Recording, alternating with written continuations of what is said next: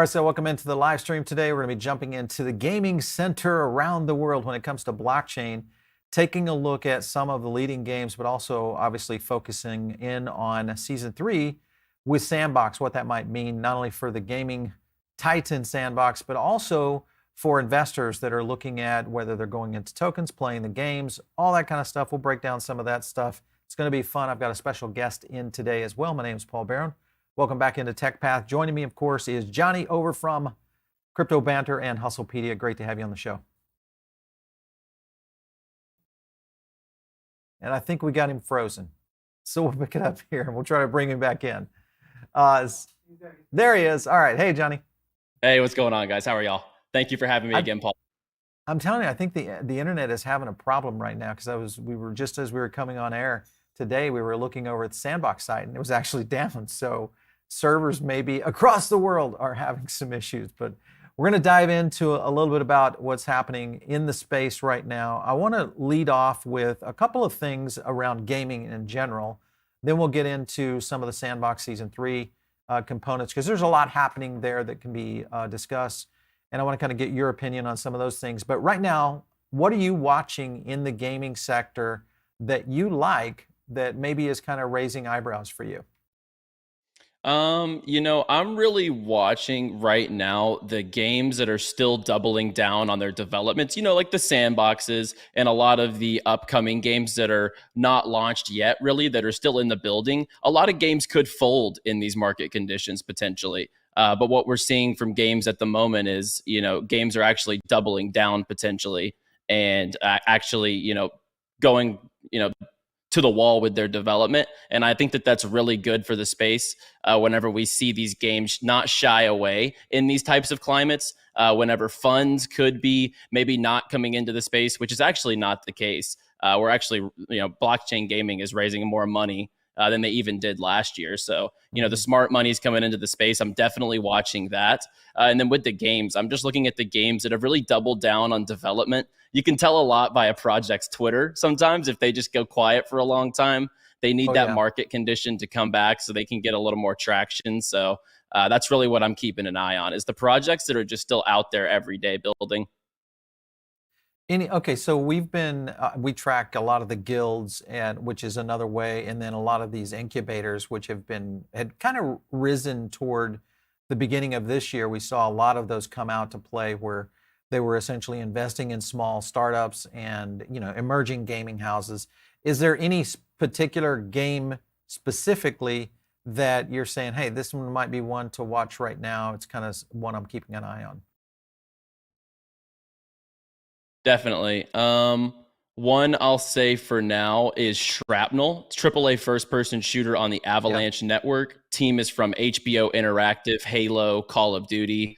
Very sharp-looking project. I'm really looking forward to that. And I'm a first-person shooter fan, so that's very personal as well. But on that note, I do think they are the sharpest-looking first-person shooter coming to the blockchain. And with their team's experience, it's definitely one that I've been following quite closely, and I'm very excited for. Interesting. We've had them on the show here, so it'd be a good one. You guys can check out that. Just go back to Metaverse Insider. You'll be able to check out that actual interview we had the Shrapnel team on. Jonny, I want to get into, in general, when you look at the current condition of the market as a whole, obviously Metaverse has been on a downward trend. If you compare it to what the traditional market is doing, we do a compilation of sentiment data on Metaverse Rails projects along with the gaming industry itself. It's been tracking fairly well against the market considering conditions. But do you feel like Metaverse and gaming in general have broken away from the traditional crypto market as an investment asset class? We'll see whenever the market ticks back up. I think that's going to be the real dictator, because I think that a lot of collections have lost value, and I think that a lot of projects have struggled in these time periods while everything is in a slump. And last cycle, a lot of games did well. A lot of games had their cycles, but I think, this next cycle will be really telling to see, if things have broken away, whether people go towards more token based earnings or more NFT based earnings. I think there's a lot of things economically speaking that could change in the space. And if quality games come out that are good enough, sure, market conditions aside, crypto gaming is going to have its day no matter what, because people wake up and want to play the games. Yeah, yeah, for sure. Let's get into Sandbox. I want to jump over to their blog, Sandbox Alpha Season 3. Get ready for 10 weeks of crazy summer fun in the metaverse. And they have a ton of release points that they're really kind of zoning in on. Obviously, 90 plus experiences. They've got progress and level up. There's going to be quite a few options in terms of the new reward system itself. Is there, when you look at the current Season 3 features and some of the things that are happening within it, anything that sticks out in your opinion that says, wow, this is a really good feature set that they've done with Season 3?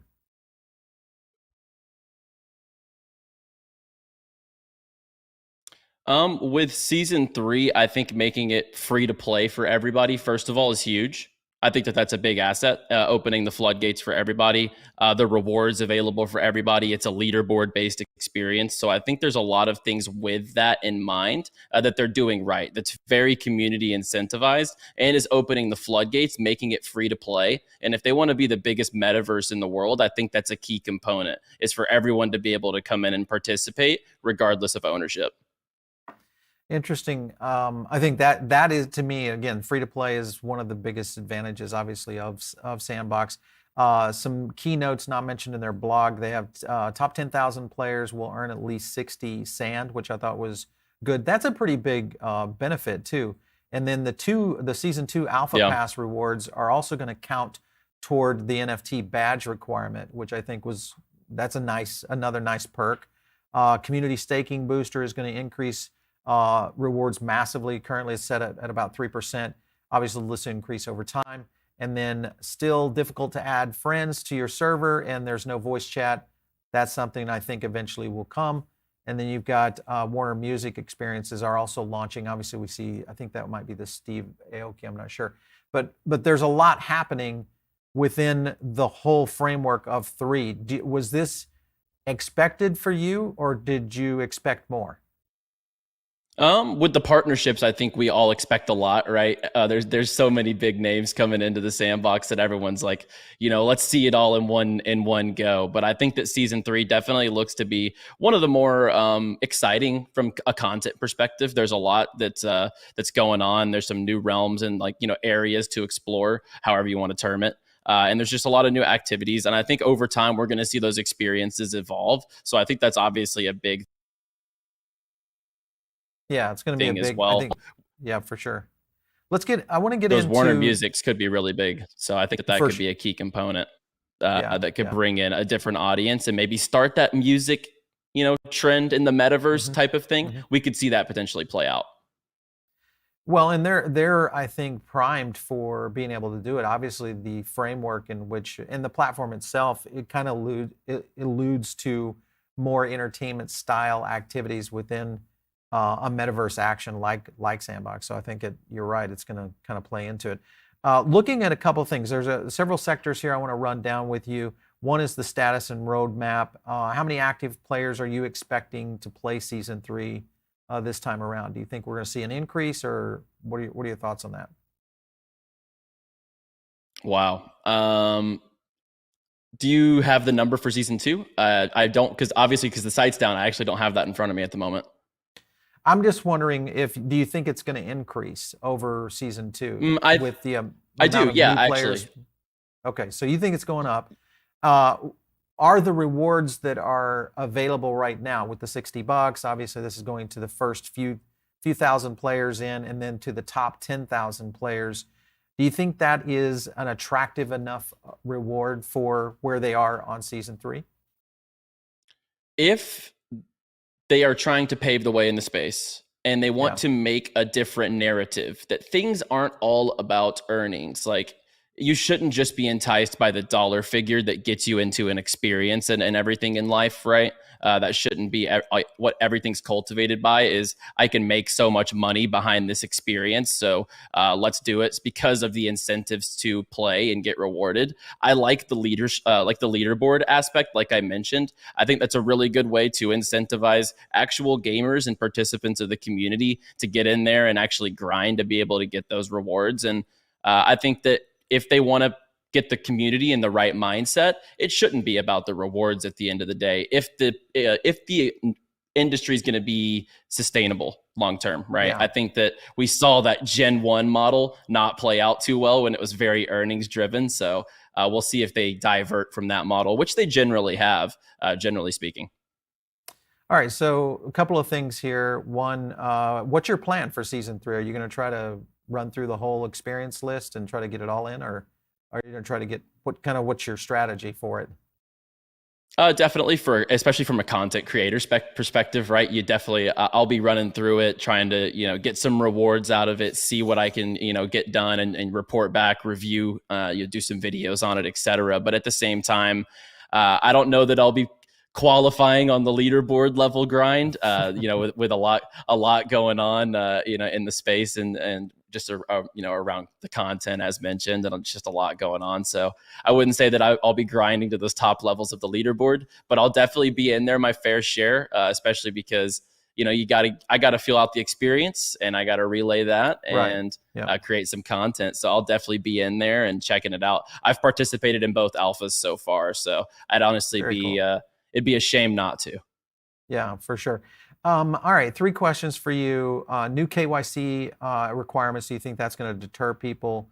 When do you think they're going to roll with mobile? And also, what do you think is going to happen around their console strategy in terms of timing?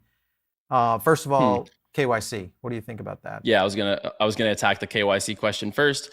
I think it's very intimidating up front, right? I think when an exchange asks for your identification, you don't really know. Especially in this industry, sometimes when you're brand new to it, it almost feels weird buying crypto for the first time, right? It kind of feels a lot different than a traditional investment when you first get into it. So I think, doubling down, putting your identification on there. And if you're not really crypto native, it could seem a little weird, but at the same time, people are used to filling out applications, bank applications, all this stuff with their, social security numbers and stuff like that. Right. And I think that if you're, going to be willing to play a game, KYC with your identification, as long as they aren't asking, some random project isn't asking for your social security number, I think people will have to understand that, that it don't submit that type of stuff, kind of like your seed phrase, right, to a random project on the blockchain. But at the same time, I could definitely see that being a weird hurdle in people's minds. But if you're not going above just an identification potentially, that's just a way to capture your information just like that. Actually, it's kind of like a convenient thing. You don't have to type it in on the keyboard, snapshot a picture, and then they know all your information. Like I said, just don't give them that compromising information. What was the second question? Mobile and then the consoles. There seems to be, we think, or at least it looks like it could be this year. Do you think that will be a huge advantage or something that's kind of already in essence priced in, so to speak, of people expecting this? Yeah, well, I think it's from a user's perspective, and I use PCs, like gaming experiences most of the time, and someone who's on the go, who's looking for Web3 mobile experiences, right? I think that I would absolutely love to see Sandbox as a mobile experience. It would probably be the best mobile game on the blockchain at the moment if it launched at this time period, and especially once things are more integrated at that point, which I think is, Q4 to early maybe sometime in 2022 when all this, or in 2023, pardon, when all this rolls out. And then if we hit, if these games, I say we, like the crypto gaming industry, if Sandbox hits those big consoles like Xbox, PlayStation, that's going to be game changing, especially just for the metaverse industry, but just for their product to be that first mover. Axie was really the first mover in the crypto gaming space, but they could take this to the next level and be that next landmark mover. They're moving the goalposts forward if they actually were to launch this widespread on consoles. I think this is going to be a very strategic opportunity for Sandbox, especially just with the timing in the space of gaming, because you do see a lot of more so traditional game developers that are starting to seep into this space for metaverse and also blockchain gaming in general. And I think timing wise, we're also starting to see a lot of gamers starting to experiment. And because of that, the ability to get a mobile first environment out there, huge. And then the ability to get on console, I think is going to be absolutely, I think that will be the real, to me, the real pressure forward, because it's going to open it up to a whole new set of gamers that have not had a chance to really experience it, up till now, which will be interesting to watch. Let's talk a little bit about the creator economy. What do you think about showing off genres other than platformers and hack and slash kind of thoughts? Any kind of, racing or sports that you see coming into the creator economy aspect of Sandbox?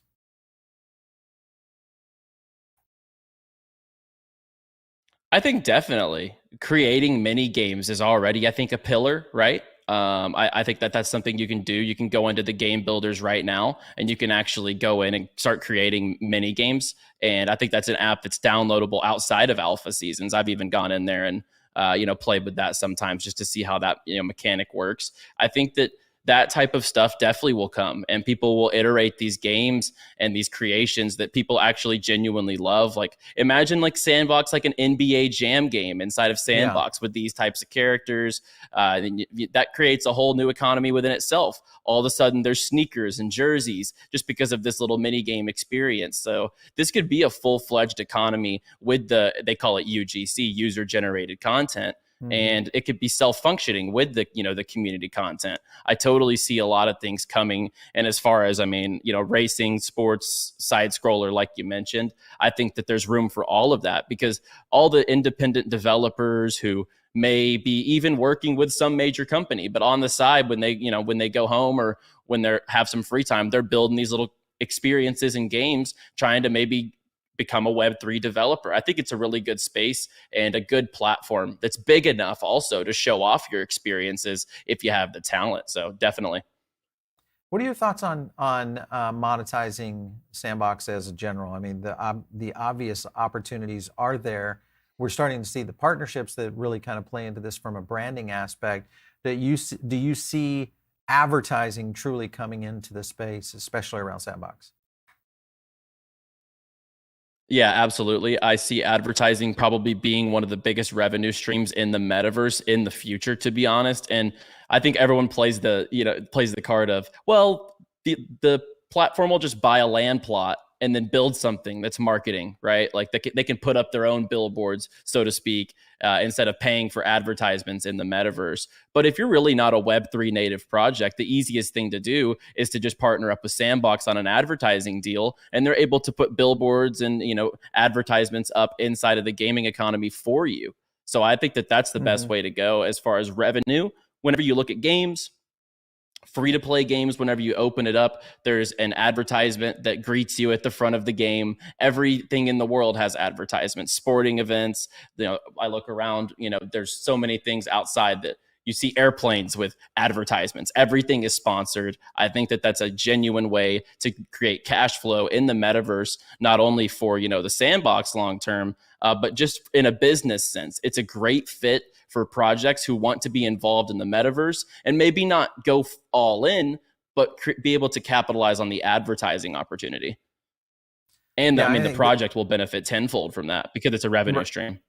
Yeah, for sure. Well, and to that point, we've talked about this, ad nauseum about the level of advertising opportunities that is available and could be available in the metaverse. Obviously, playing around the Sandbox side of things, for sure. Get into virtual concerts. So I saw a little bit of the Aoki, his partnership, along with others that are starting to showcase. They're talking about releasing this in Q3. And is this really something that you think can really accelerate adoption, or do you think this is going to be more for the benefit of the experience overall? I think it's an interesting discussion, right? So there's already been live iterations of concerts that go up on like Amazon Prime or exclusive streamable events around the world. If you remember like Kanye's album launch, he was doing like these streams from different arenas that were only exclusive if you watch those streams. So I think that, you know, those virtual experiences, they have their day, but at the end of the day, if you want to go enjoy a virtual experience, why don't you go look up an artist's best concert and then be able to just listen to their best performance? That's technically a digital experience as well, without having to go pay for that digital experience or any sort of hurdle, you know, to get across from that.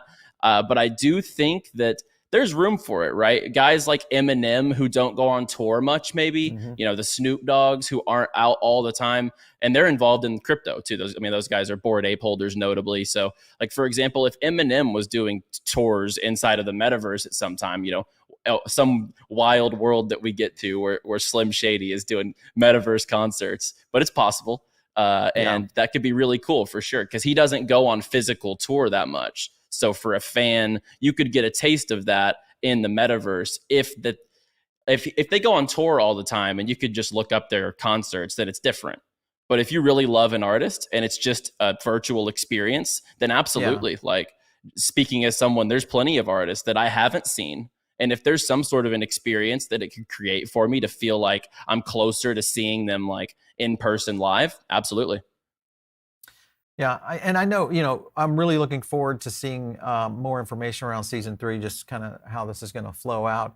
And I think, to your point, there's a lot of opportunity here for Sandbox, definitely kind of leaping to the next level. It's going to be interesting to watch for sure.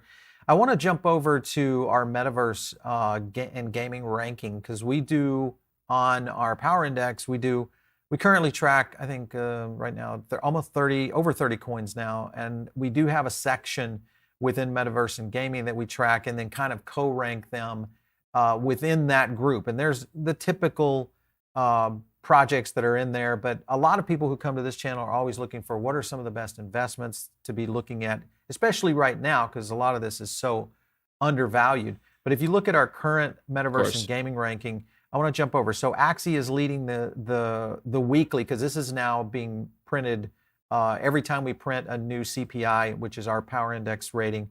But Axie came in. Gala's been holding on fairly well, even though their amplification's been a little bit low. Sandbox obviously has been up there, but their amp is one of the highest, and what that simply means, it's just people talking about the project, obviously with season 3 being a big one. And then Theta is still in there, which was a little surprising to me, but a lot of activity there. Obviously a lot of volume on Theta. ApeCoin coming in, Engine still holding on. Then we have, you know, the typical renders, which has been kind of falling here lately.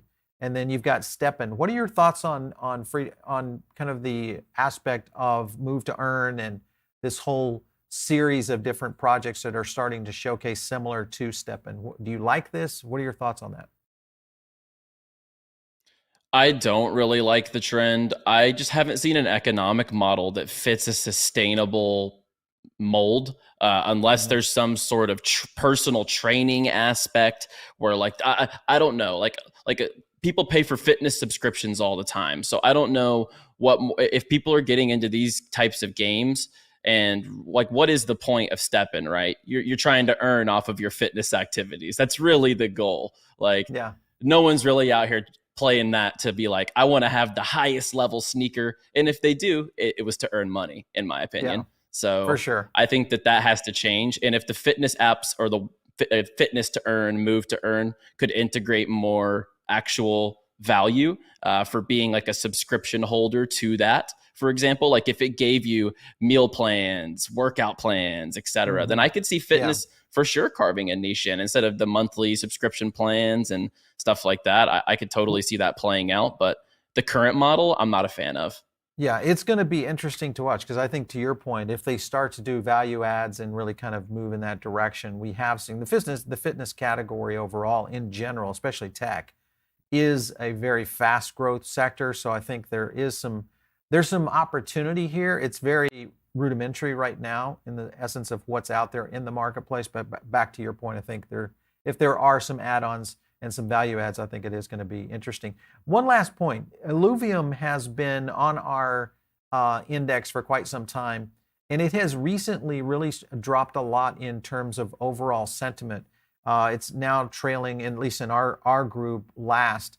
What do you think's going on over at Elluvium right now? And do I mean, I don't know if you got a chance to see the Star Atlas and the Elluvium debate between Kieran and the team at Star Atlas, but I mean, I was a little bit shocked that some of the things that were revealed within that discussion. And what are your thoughts on Elluvium right now?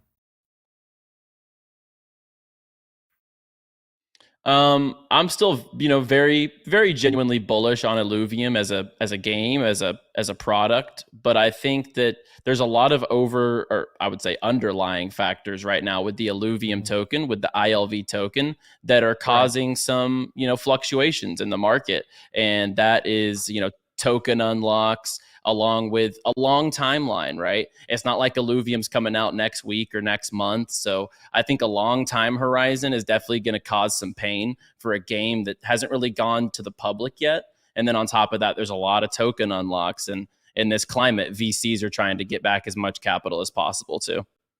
Yeah, for sure. I'm going to jump into, I don't know if we have a poll up there today. So let's take a quick look at a poll. And then we'll jump in. What new sandbox rewards are most likely to attract new players? The guaranteed big winner here. No surprise. So I like that one. I kind of thought the Raffle would do a little bit better than it did there. So that's kind of obvious and I think pretty much expected. Jump into a couple of questions here. Jeff Friz, Santa's one of the giant hurdles. It's ease of access, just getting started. Sign up, actually playing games is an absolute slog in Sandbox. So that's another thing that I think is going to play into this. So, Jeff, I don't know. I again, my point is that onboarding is going to be critical. I'm kind of on the opposite side of KYC. I feel like KYC may generate a little bit of a barrier to entry. So I'm a little bit concerned about that. Hey, Jonny, I know you follow UFO. There is a question here. What's your thoughts on the UFO project right now?